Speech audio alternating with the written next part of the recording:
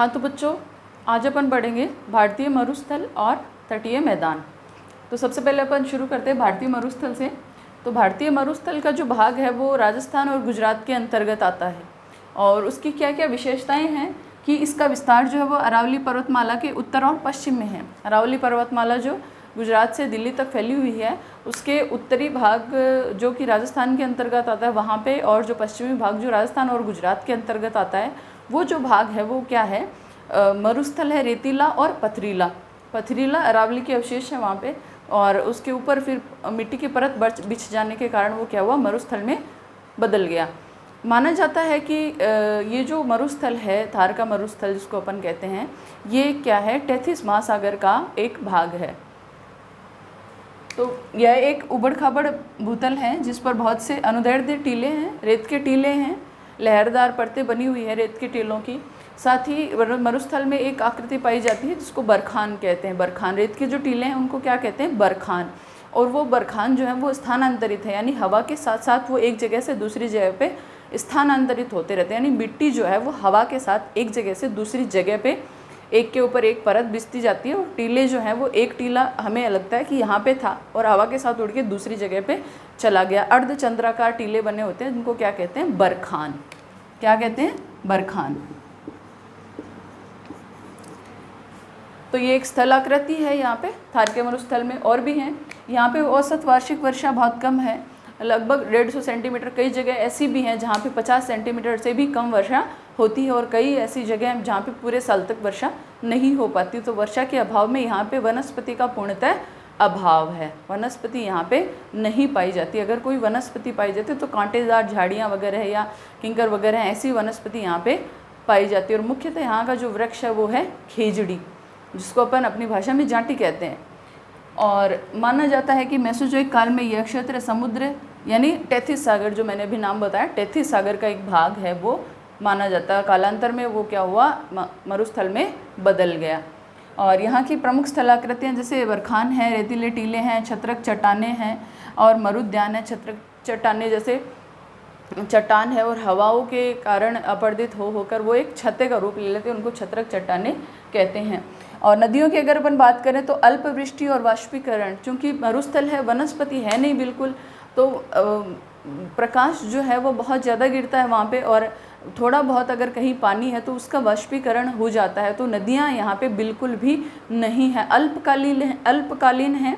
यानी जब बरसात होती है तो कुछ नदियों में पानी आ जाता है, और कहीं पे तो वो भी नहीं आ पाता क्योंकि बारिश होती नहीं है। तो जो पानी आता है वो भी क्या होता है, वाष्पीकरण, यानी सूर्य का बहुत अधिक प्रकाश पड़ने के कारण और बहुत अधिक गर्मी के कारण वाष्पीकरण होने से वो पानी क्या होता है, सूख जाता है। तो नदियाँ जो हैं वो अल्पकालीन हैं। प्लस ये एक इम्पॉर्टेंट चीज़ है इसमें कि वो जो नदियाँ हैं वो कुछ दूरी तय करने के बाद न तो किसी समुद्र में मिलती हैं, न किसी सागर में मिलती हैं, और वहीं मरुस्थल के अंदर ही वो नदियाँ क्या हो जाती हैं, लुप्त हो जाती हैं। तो ये क्या कहलाता है, अंतःस्थलीय अपवाह। अभी जब अपन अपवाह तंत्र पढ़ेंगे भारत का या अन्य अपवाह तंत्र को अपन पढ़ेंगे तो उसके अंतर्गत एक अपवाह तंत्र का प्रारूप आएगा, अंतःस्थलीय प्रारूप या अंतःस्थलीय अपवाह, जो कि क्या कहलाता है कि कुछ नदियाँ कुछ दूरी तय करने के बाद मरुस्थल में ही लुप्त हो जाती हैं, जिसे अंतःस्थलीय अपवाह कहते हैं। यानी कोई भी सागर में वो नदी जो है वो नहीं मिलती, और उस जगह से जहाँ से पैदा होती है वहीं पे थोड़ी दूरी तय करने के बाद वहीं पे लुप्त हो जाती है। तो उन नदियों को या उस अपवाह तंत्र को क्या कहते हैं, अंतःस्थलीय अपवाह तंत्र। तो ये तो हो गया थार का मरुस्थल या भारतीय मरुस्थल। आगे अपन इसमें पढ़ेंगे पांचवा भाग, तटीय मैदान। तटीय मैदान क्या है, जैसे अपन ने पिछले वीडियो में, पिछले चैप्टर में तटीय भाग किए थे कि भारत में जो तटीय सीमा है वो दो भागों में बटी हुई है, पश्चिमी तट और पूर्वी तट। तो पश्चिमी घाट पर्वत और पश्चिमी तट के बीच का जो भाग है उसको कहते हैं पश्चिमी तटीय मैदान, और पूर्वी घाट पर्वत और पूर्वी तट के बीच का जो भाग है उसको कहते हैं पूर्वी तटीय मैदान। यानी जैसे ये भारत का दक्षिणी भाग है, तो ये मान लीजिए ये पर्वत है, पश्चिमी घाट पर्वत, और ये तट हो गया है पश्चिमी तट। तो ये जो मैदानी भाग है बीच का, इसको कहते हैं पश्चिमी तटीय मैदान। इसी तरह से पूर्वी तटीय मैदान। तो तटीय मैदान जो है वो दो भागों में बटे हुए हैं, पश्चिमी तटीय मैदान और पूर्वी तटीय मैदान, जिनके बारे में अभी अपन पढ़ेंगे।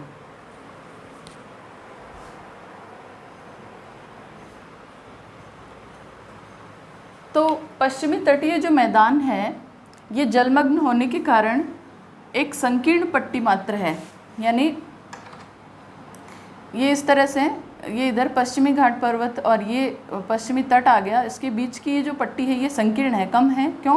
क्योंकि ये जल से भरी हुई है, तो मैदान इसमें काफ़ी कम है, मैदानी भाग जो है वो कम है, क्योंकि ये जलमग्न है ये भाग। अरब सागर इस पर पानी है वो अरब सागर के कारण, और नीचे ढाल होने के कारण पानी है वो आगे तक है। तो आगे तक पानी होने के कारण ये बंदरगाहों के लिए अनुकूल परिस्थिति पैदा करता है, क्योंकि जो जहाज़ हैं पानी के वो बंदरगाह जहाँ पे स्थल भाग है वहाँ तक पहुँच सकते हैं जहाज़, और जो आयात निर्यात का जो व्यापार है वो आराम से यहाँ पे हो सकता है। तो इस पश्चिमी तटीय मैदान या पश्चिमी तट पे अपन कहें तो भारत के प्रमुख बंदरगाह स्थित हैं, जैसे मुंबई है, मार्मागोआ है, आदि बंदरगाह इस तट पे स्थित हैं। और आगे अपन पढ़ें तो पश्चिमी तट के निम्न भाग हैं जो अपन पहले भी पढ़ चुके हैं, तो एक बार फिर से रिपीट कर लेते हैं उनको। जैसे कच्छ से सूरत तक जो है वो सौराष्ट्र तट कहलाता है, सूरत से गोवा या महाराष्ट्र गोवा का जो तट है वो कोंकण तट कहलाता है, और कर्नाटक और केरल तक का जो है वो क्या कहलाता है? मलबार तट।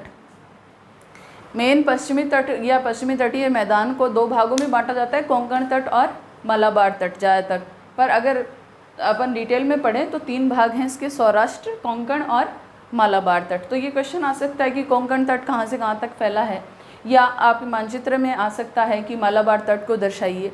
तो आपको ये याद होना चाहिए कि ये जो तट हैं या तटीय मैदान जो हैं वो कहाँ से कहाँ तक फैले हुए हैं। पश्चिमी तटीय मैदान की चौड़ाई उत्तर दक्षिण में अधिक जबकि मध्य में कम है, यानी उत्तर में जो तटीय मैदान है उसकी चौड़ाई और दक्षिण में जो चौड़ाई है वो अधिक है, बनिस्पत मध्य में जो चौड़ाई है वो क्या है? थोड़ी कम है, संकीर्ण है।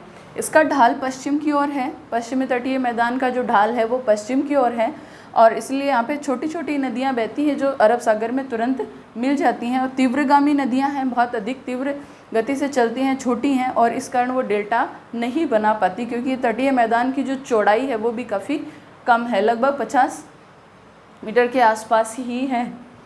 मलाबार तट की विशेष स्थलाकृति, मलाबार तट यानी कर्नाटक केरल का जो तट है, तो केरल के अंतर्गत जो मलाबार तट आता है, केरल के अंतर्गत जो मलाबार तट आता है वहाँ पे एक विशेष स्थलाकृति बनी हुई है जिसको कयाल या लेगून कहते हैं। केरल में इसको कयाल नाम से जाना जाता है, और जो कयाल यानी वो जो पानी है वो पानी मछली पकड़ने और अंतरस्थलीय नौकायन के लिए प्रयोग किया जाता है। केरल में मलाबार तट में जो विशेष स्थलाकृति है उसको कयाल या लेगून कहते हैं। केरल में उसको क्या कहते हैं? कयाल कहते हैं, जो कि किस काम में ले जाता है? मछली पकड़ने या अंतरस्थलीय नौकायन। और ये जो केरल में जो लंबी लंबी नौकाओं में जो रेस होती है वो भी इन्हीं स्थलाकृतियों में होती है।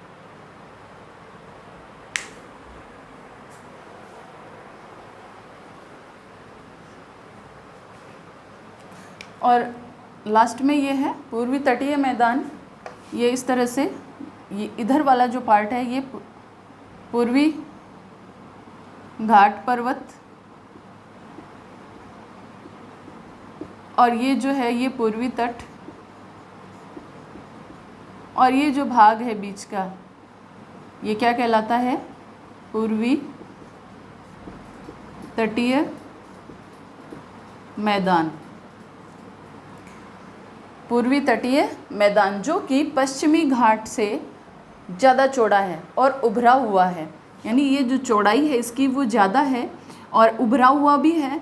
इसके कारण जहाज़ क्या है, मतलब जहाँ तक पानी होगा वहाँ पे ही जहाज़ आ सकते हैं, तो जहाज़ है वो मेन जो स्थल हैं वहाँ से काफ़ी दूर रह जाते हैं। तो यहाँ पर पत्तन और पोताश्रय क्या है? काफ़ी कम है। पत्तन और पोताश्रय काफ़ी कम हैं, प्लस यहाँ पे नदियाँ जो है वो बहुत लंबी दूरी तय करती हैं। जैसे पश्चिमी घाट पर्वत से नदियाँ निकल रही हैं और पूर्वी यानी बंगाल की खाड़ी में गिर रही हैं, तो काफ़ी लंबी दूरी तय करती हैं और काफ़ी लंबी चौड़े जलप्रपात बनाती हैं। पश्चिमी तटीय मैदान की जो नदियाँ थी वो छोटी हैं और जलप्रपात नहीं बनाती, परंतु पूर्वी तटीय मैदान में जो हैं वो नदियाँ क्या हैं, बहुत लंबी नदियाँ बहती हैं जो काफ़ी लंबा रास्ता तय करती हैं और काफ़ी लंबे चौड़े जलप्रपात बनाती हैं, जैसे महानदी है, गोदावरी है, कृष्णा है, कावेरी आदि प्रमुख पूर्वी तटीय मैदान की प्रमुख लंबी नदियाँ हैं। और ये मैदान क्या है, चौड़ा और उभरा हुआ है। जैसे पश्चिमी घाट पर्वत पश्चिमी तटीय मैदान की अगर अपन चौड़ाई देखें तो लगभग 50 सेंटीमीटर के लगभग है, जबकि इसकी पूर्वी तटीय मैदान की जो लंबाई चौड़ाई है वो लगभग 500 सेंटीमीटर के लगभग है और उभरा हुआ है। इस कारण यहाँ पे बंदरगाह क्या हैं, कम है। तो बच्चों ये अपना थार मरुस्थल और साथ में तटीय मैदान 2 टॉपिक इस वीडियो में कंप्लीट हो गए। आप लोगों को मेन तो ये कि ये जो तटीय मैदान हैं इनके साथ साथ कौन से बंदरगाह आते हैं ये बहुत अच्छे से आपको याद करना है। और पहले तो आपको नोट करना है कि कौन कौन से बंदरगाह आ रहे हैं, ये एक तरह से होमवर्क हो जाएगा आपके लिए। और उसके बाद में उन बंदरगाहों की मानचित्र में स्थिति आपको दर्शानी आनी चाहिए, क्योंकि जो 12th की एग्ज़ाम होती है वहाँ तक आपकी ये काम आएगा, छोटी क्लास से लेकर बड़ी तक काम में आता है। बंदरगाह मेन है, वो मानचित्र में आपको दर्शाने या मानचित्र उन बंदरगाहों के नाम जो है आपको याद होने चाहिए कि कौन सा बंदरगाह कौन से राज्य में या कहाँ पर स्थित है। और तटीय मैदानों की स्थिति आपको याद होनी चाहिए। पठार अपन ने पढ़ लिया, वो भी आपको याद होने चाहिए। मैदानी भाग में कौन कौन से भाग हैं और मैदानी भाग कहाँ से लेकर कहाँ तक है। हिमालय पर्वत के कौन कौन से भाग हैं और हिमालय पर्वत कहाँ से लेकर कहाँ तक है। तो ये जितने अपन ने भाग पढ़ लिए वो सारे के सारे आपको याद करने हैं। और अब एक ही भाग अपना बचा है द्वीप समूह, वो अपन अगले वीडियो में कंप्लीट कर लेंगे, तो ये चैप्टर अपना कंप्लीट हो जाएगा। तो आप इसके क्वेश्चन आंसर कर लीजिए और इस पार्ट को अच्छे से याद कर लीजिए।